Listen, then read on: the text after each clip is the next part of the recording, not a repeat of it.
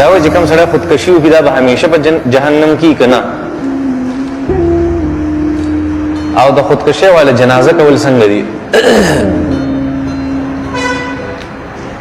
کوم سړی چې خودکشي وکړي او د خودکشي ته حلال وي دا په دې کافر شي.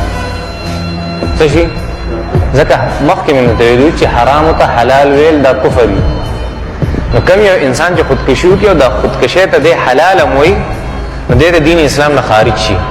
نو چې بیا دې د مرګ نه پس کوم جهنم ته ځي که نه جهنم ته دې به په جهنم کې همیشه وي.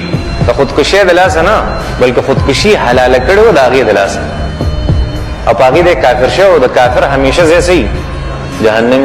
او که نه یو سړي خودکشي وکړه او دې ته حلال نه وي الله جل شانو به دله سزا ورکوي او د الله نه امید دی چې الله جل شانو به دی بیا څه وخت پس د هغه سزا نه لرې کوي. ښه صحیح ده. داسې مثلا دا وایي چې خودکشي والا به همیشه په جهنم کې د هغې دا مطلب. دویم دا کوم سوال چې په دې کې شوی و چېرې د خودکشي والا جنازه کول څنګه دي؟